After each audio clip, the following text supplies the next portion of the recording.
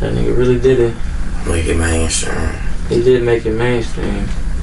But shit, Milwaukee, like, we just a few years behind them. That's the only thing it is. Yeah. Like from production wise to engineer wise. To the artists. We got some great people. You feel like y'all a big part of evolving the sound here in Milwaukee? Yeah. Yeah, most definitely. Well, how long did it take for y'all to get comfortable enough to put out your first beat? Like you know what I'm saying? Like how many different opinions did y'all get in before y'all really, you know what I'm saying, was like, fuck it, I'm finna jump out here and just put my shit out here. If they fuck with it, they fuck with it. They don't. My shit happened on accident. I stopped taking people's opinions. I didn't give a fuck about nobody said. So that's the best advice you can give as a producer to an up-and-coming producer? Yes. Don't give a fuck about nobody else's opinion. No, you gotta run with your sound. Yeah. Because people give you advice based on their life, right, and their perception of life. So if they can't see what you see, they gon' try to deter you no matter what, even if it's not even like ill will or they hating on you. It's just they can't envision you being a millionaire or you talking about you finna do this or do that. Cause they can't do that. You know what I'm saying? They mind is set to go to work at 8 in the morning and get off, and then, you know what I'm saying, go through hell and then enjoy a weekend and then do the same shit. That's their mind programmed to. So it's like anything other than that is like going out of the box. So they got something to say. So you can't really take people's advice on things that they never did or never experienced or never been close to. A lot of it'll be hate too. Do you think producers get enough credit for his songs? No. Is it now because producers is figuring out a way to get their money and that's making artists respect them? I think because they branding themselves and they just not the dude behind the keyboard. That's just nobody sees. So producers are branding themselves now. Yeah. So that go hand in hand with earlier what I was saying with when I was like, you know, MeloDroppin30, and RichieWitDaHitz, those are household names in Milwaukee, but no one can attach faces with the names. Because sometimes you guys barely post on Instagram. I know on your Instagram you probably got 3 fucking posts on there right now. Cause I'm working. Huh? Cause we working. They're starting to put the face in there, but sometimes But you can be just as big as your record. On your records. Only reason I say they're putting the face in the name for me is because I came out as an artist. But don't you think you can be just as big as y'all records? Don't you think y'all can have at least half those followers? Yeah, most definitely. Why? What's stopping niggas from getting to that? I think why is, you know what I'm saying? I think our focus is like more so on the check. It's on the music. And it's first foremost on the money, but the music is the passion. Like, it's not the Instagram clout. It ain't the, you know what I'm saying, the fake, somebody just called me out and they say my biggest fan is bigger than all that shit. Right. Like, I might got 1,300 followers on Instagram, but I got 2.4 million views on one song. Track. Right. And then it's like 20 million on 100 others. Right. So, you know what I'm saying? So it's like, as long as we hands on with the music, shit, you can always be relevant. Yeah. What's the most important part in getting your beats out to the world to hear them? How it make them feel. How it make them feel. How does it make you feel when you hear Fast Cash in the club or No Grease? Do you feel like a lot of producers settle when making beats? Oh yeah. As far as what you mean? It's like, fuck it, I'm tired. I give up on this beat. Hell yeah. Yeah. Or every day. I think people a lot of people just throw stuff together because they know there's formulas. I feel like there's formulas people have, and that's what I try to break. I try to break my formula every time. If I see myself doing the same thing, I remember it, but I break it and I use it to my advantage. So in that 4 hits a day that you making, how many beats are you throwing out?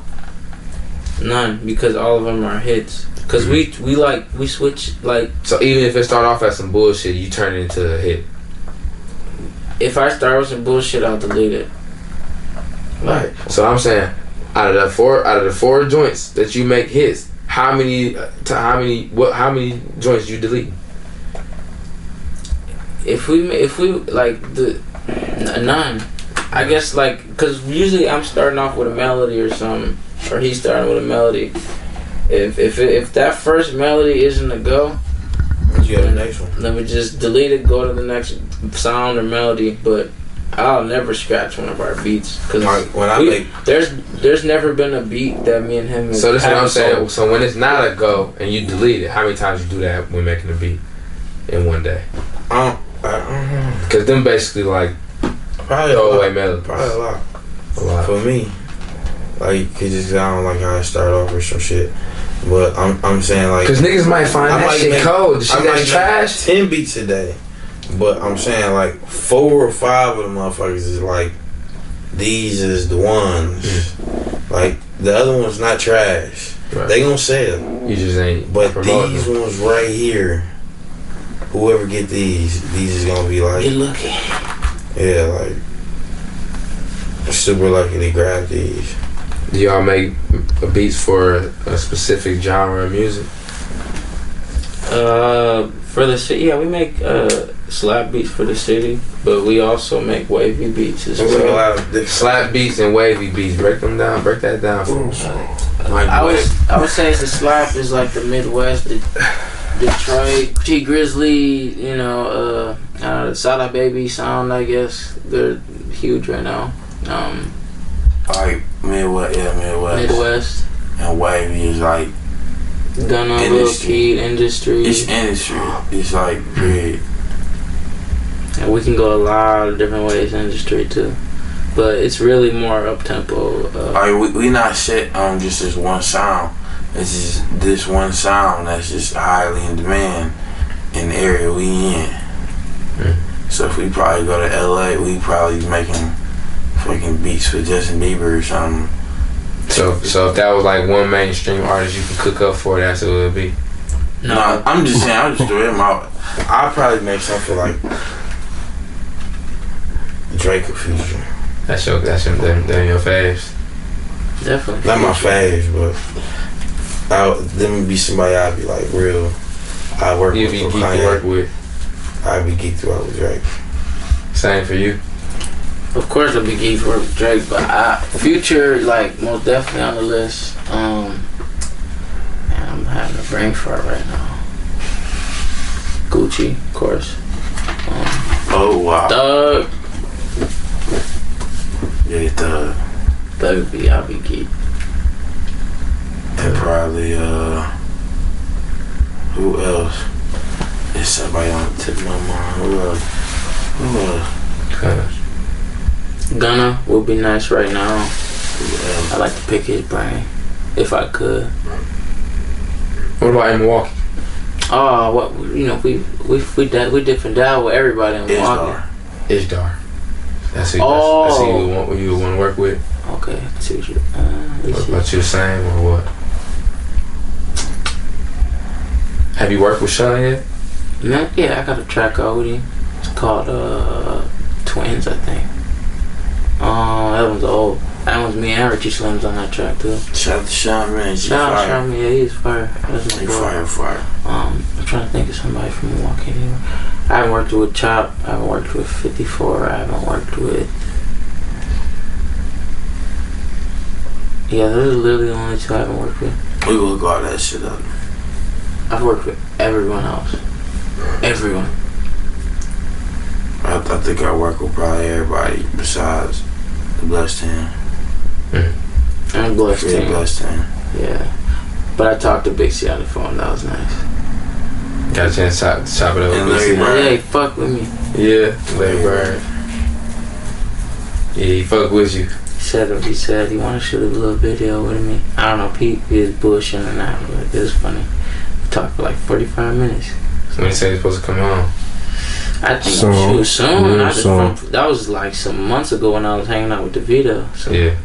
But man, he was talking about some big plans. He's gonna go crazy. I ain't gonna lie. It's gonna be tight when he comes out. Most definitely. Free Big C. Shit. I was about to say, niggas don't pull no more questions. Look at dog. Wrap it up, man. Ready to go to sleep on that. Hey, guess what? I'm gonna drop this bitch in parts. I really want to ask you about Moolah Mar. Oh. You know what I'm saying?